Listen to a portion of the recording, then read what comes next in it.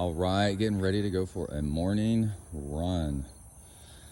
Goal is 9 miles. Let's see how far we actually get. What a pretty day. Let's go. All right, running down Old Arrington Road. And you see it goes long ways like that. Trying to smooth it out. Interesting story. Before this was all built over here, this was all woods. And I had people come up to me in a car, 2 women in the front seat, saying they were worried they were being followed and could I get in the car and help them. And I peeked into the car and there was at least one big person in the back trying to make himself very unnoticeable. And they were trying to pick me up and mug me, or worse. Right about here on this road. And I was running at night, and I said, tell you what, I've got my phone. I'll call 911 right now, and police can come help you. And they go, never mind, and they took off. So be safe out there. And I think I was running with Kona, my big black lab. But he was a little hard to notice. No, that's roadkill. Come on, let's go. All right, I'll be right back. All right. Nice and easy, keeping shoulders relaxed, heart rate low. Legs relaxed, everything relaxed. Look at that view. Once you're over 50, it's not about speed, it's about time. It's hard enough just getting up in the morning. That's your interval. Mix in some hills, those are natural intervals. Extend. Just easy zone 2. Morning meditation run. I saw this yesterday. It's a lone sunflower out here all by itself. Sometimes when you're all by yourself, you can still flower, but achieve amazing things like that guy. Pretty cool. All right, we're now on sweaty cam, 4.5 miles in, dodging mud puddles from last night's rain. Makes this road really fun to run on. Going nice and relaxed.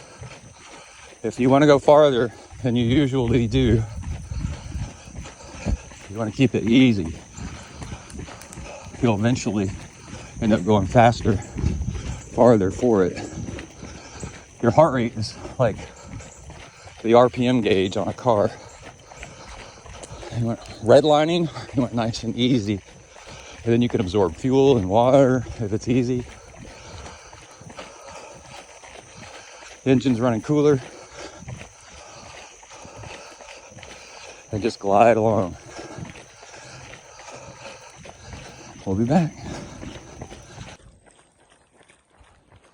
All right, dropped river off at 5.5 miles. Reloaded on some fuel and water. Let's see how far we go. Feels nice when you're running into the breeze. All right, I'm running down the gauntlet. The further I go down this road, the worse it's going to be coming back. It's going to be uphill, mostly with the wind. Might get a little bit of crosswind, but it is so pretty. Let's see if I overheat or not. I'm on mile 8.1.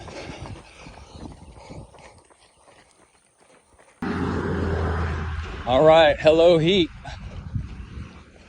I've got just under a mile to go. And I could use that bicycle right there. And I'm at 10 point something miles. I got like a tablespoon of water. Maybe a little bit. So that'll do it. That'll get me home. All right. All right, 10.5 miles, a mile and a half, maybe, than I thought I was going to. And 10.6, but who's counting? And got something pretty cool accomplished out of the way early in the morning. And now the rest of the day will just feel like gravy, like icing on the cake.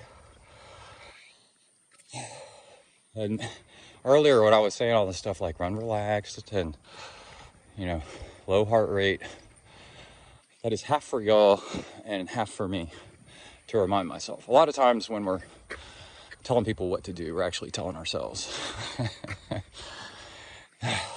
Anyway, and then I mixed in probably about a minute and a half of walking up any, towards the end any uphill that was hot. And then I could keep running. It's a walk a little bit easy now, or walk a whole lot, and it'll be hard later. So anyway, that's it. Let's go cool down.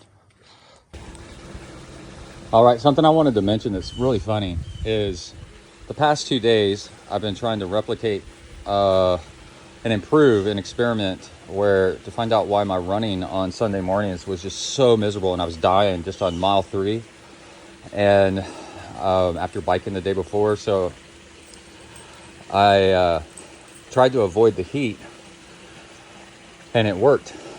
I actually followed the advice of the British Buddhist monk, and he said, if you've got things to do, just wake up earlier.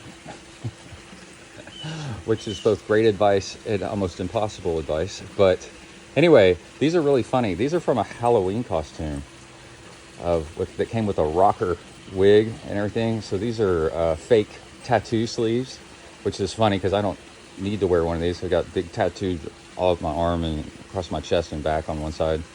But one time when I put them on for a party, I noticed how cold my arms are. And I've worn cooling sleeves forever, and they really work. But these are made, they just go to Spirit Halloween. But there's something about these where they just do not hold moisture. And the test of whether equipment's good or not is if you wear it out, or break it goes over his feet, would you go buy another pair? Or another, like, say, whatever it is, rear radar. My rear radar broke. I would immediately go out and buy another one, right? And I'm like, man, these are really, really interesting in how they work. This one's turned inside out. And it's hard to show you, but you can see your finger, like, right through it. And these aside, the cooling effect was really nice. And I did 4 hours yesterday on the bike and 2 hours running today. I ran 10.5 miles and no heat problems until the very, very, very end of both days. So starting earlier in the summer, keeping cool is what really allows you to get in the volume and mileage that you're looking for in hotter conditions. There's really just no way around it. Once it gets hot, you're cooked. So that's it. All right. Outside Texas. I got to take the rear wheel in today to get spokes fixed. I got 2 busted spokes from yesterday's ride. And it's just all the power, I assume. Just shearing off spokes at the hub. But anyway, that's it. I'm being silly. All right. Let's go.